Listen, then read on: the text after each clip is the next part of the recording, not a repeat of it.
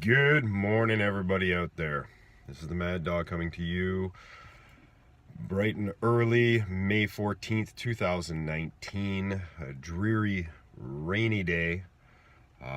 Sitting here in a ratty-tatty hoodie that is probably my absolute favorite because it has my Mad Dog logo embroidered on the back. Thank you very much, Milan and Pierre. It was a wedding gift when I married my beautiful bride, Kelly, in 2013. We've had a lot of craziness going on in the Mad Dog home in the last little bit. We've been dealing with some health issues, some mold issues, leaking. It's been quite the journey since January. My youngest is has had a cough for months now, and nobody seems to be able to figure out what it is. We're back to the doctors this week to see, and it is frustrating. We do have restoration people in, very professional company, very, great workers, cautionable. They check in with you on everything. GoPro restoration, if anybody's curious, that is a referral.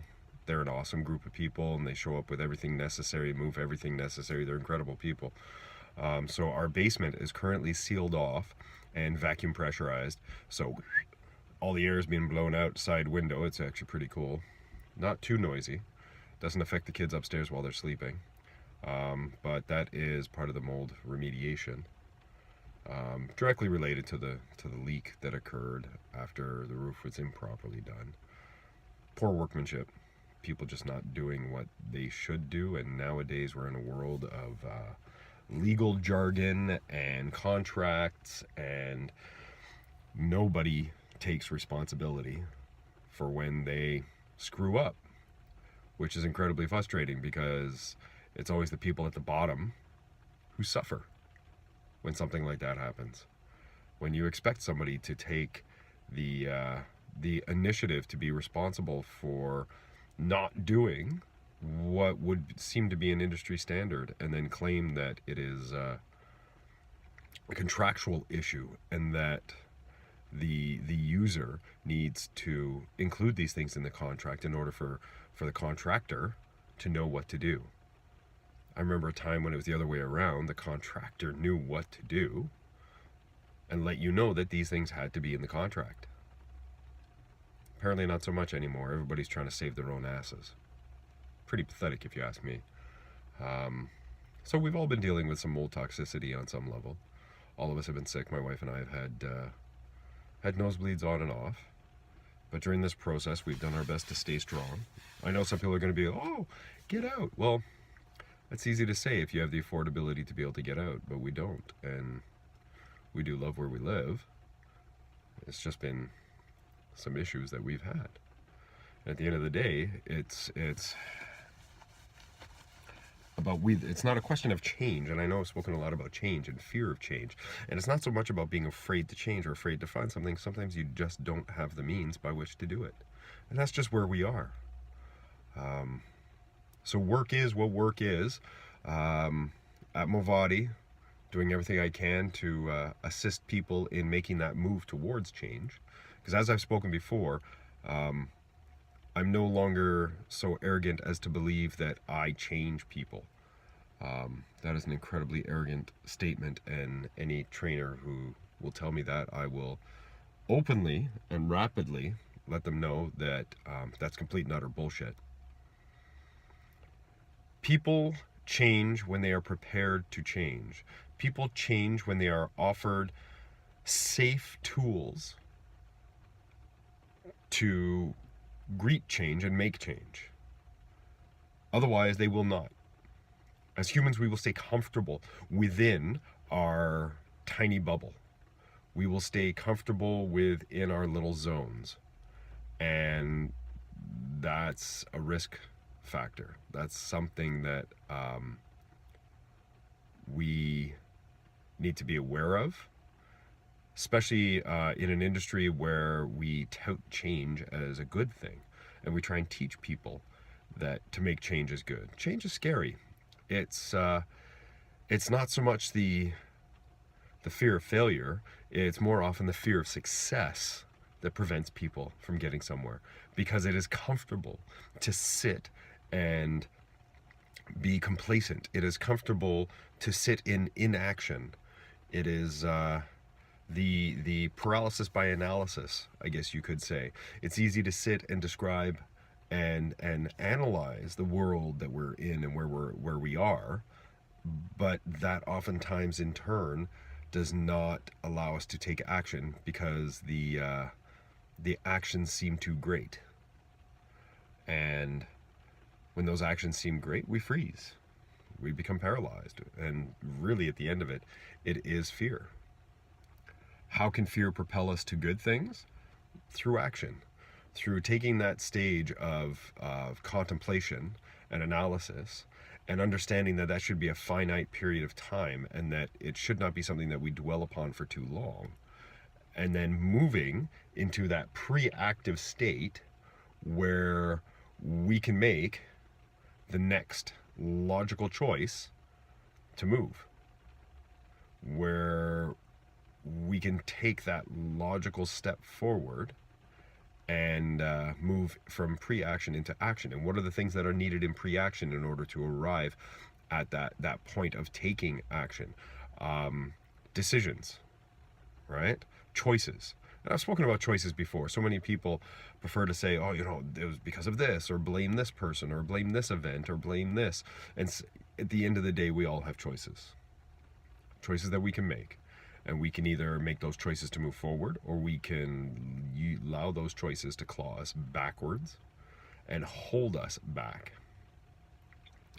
So what are the choices that we can make in order to get out of that pre-active, that in between the contemplative and the pre-action stage, where we're thinking about action, making lists, writing things down, even speaking to others about what the possible choices are and the decisions that can be taken.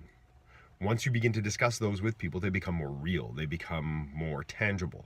And those tangible choices are then in turn options for change. They become more, not just more tangible, they become more part of the realm of reality. So they exit that realm of fantasy and become genuine when you have a genuine and authentic conversation with somebody else. I'm thinking about doing ABC. I'm thinking about doing, D, E, F, whichever. That is the first stage of being able to take a look at that. And sometimes writing that down, having that little list of 1, 2, 3. What are the 3 things that I know I need to do? Writing them down takes them from here and puts them out in a tangible form and lets you see, okay, tomorrow I have to do this. Tuesday, I've got to do that. Wednesday, I have to do this. Thursday, you create that list. And that is where on Tuesday, that pre-active concept becomes action. And you take action on it. And once you begin to act on it, then that change takes place. But the change began long before, when you got out of that paralysis state and actually stated to someone else, or stated out loud to yourself, what that change was that needed to happen. Taking that moment to take that breath and say, okay, I'm going to do it. Did I do anything like that? Yeah, of course. We all do. Every day. I made a choice towards making a change in my life. I took the choice of saying, okay, I was unhappy with where my body was. I was unhappy with where my nutrition was. I was unhappy with not bringing in enough money, trying to find a different way to do it while having something that I could stand behind and actually believe in.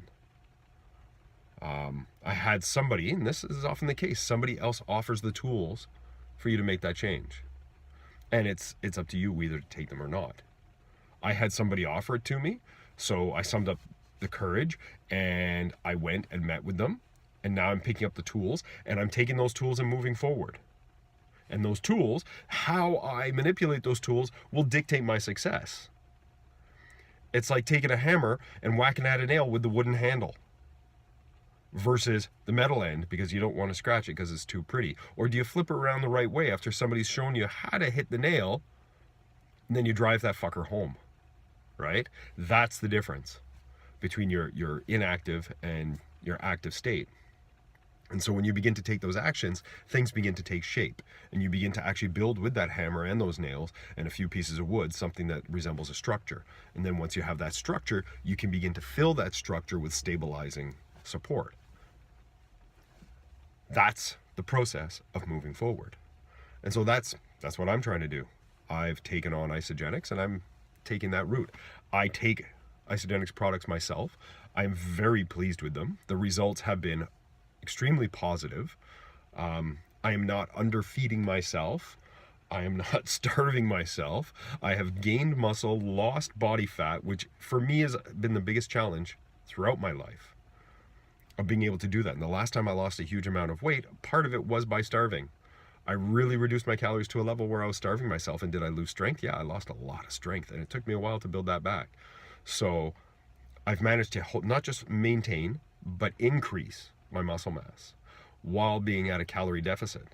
And not a starvation calorie deficit, just enough for my body to say, hey, that extra fat that we're carrying, I'm burning that off because you're working your ass off.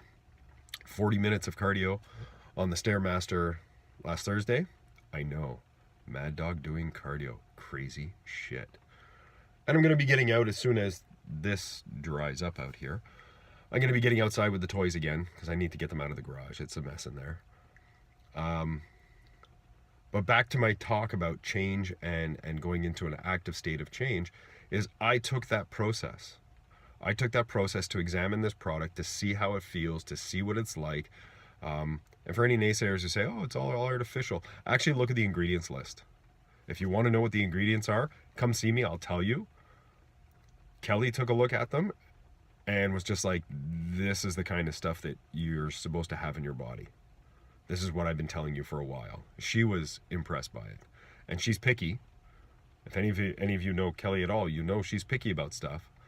And so she's been a big proponent of doing that for me, of helping me develop that strength. And so through knowledge. And so she examines everything closely that I do and that I try. And so this was a big step for us to take a look at me doing this. So I overcame that paralysis, went into that pre-active state where I was contemplating and I was thinking and I was examining the options, and then took action of meeting with the person who was offering me these tools and then trying them. And that's all I'm asking from you guys, is for you guys to actually give it a try. Because if you do, I think you'll be amazed by what you can achieve. And it's not about, here's a magic wand that fixes things, because we all know that doesn't exist. Instead, it's here's something that can help turn you into the magic wand. That can help turn you into the powerful changing force. How are you willing to use it and become that force of change? And that's all I'm about, is helping people achieve their goals, helping people achieve a better lifestyle, a stronger lifestyle, one that allows them to spend more time with their families, that allows me to spend more time with my family, that allows them to learn, because this is all about education as well, but allows them to learn something about themselves, something about the world, something about what they really want to be. And at the end of the day, as human beings, everything that we do is a learning experience. Every time our brain is exposed to something new, we're learning. Whether we're aware of it or not. Every time a new stimulus is experienced by our brain's learning. From the moment we're born till the day we die. So why not make that learning an active experience, a focused experience, an experience and try something that works. Yes, you've got to work out. Oh, shock, shock. As human beings, we live in a world that has restrained us into chairs and car seats and has manipulated our bodies to be twisted out of the way that it should be, and our fitness has been taken away from us. So yeah, you've got to regain that. Cry me a river. I do it every day. I find a way to stay moving, stay healthy, lifting with my clients. I'm moving all day long. 4 months after knee replacement, I'm demonstrating bodyweight squats. Hello? Why? Because that's what I've done. That's why I'm able. And I continue to learn. I continue to read. I continue to study. So all I'm asking is that you come along with me for this journey and experience things for yourself, and let me be an active participant in your journey as my friend Kurt has been in my journey. Because I think you'll see that the next steps can potentially become easier, and they can be stronger steps. So at the end of the day, that's the Mad Dog saying his thing. That's the Mad Dog shouting out to everybody and just inviting you all to evolve as human beings and see what the next possible step can be. All right, folks, I got to head into work. You take good care of yourselves and know that no matter what, I love you all. And I really do mean that. That's the very basis of everything that I do. So stay healthy, stay fit, and stay strong.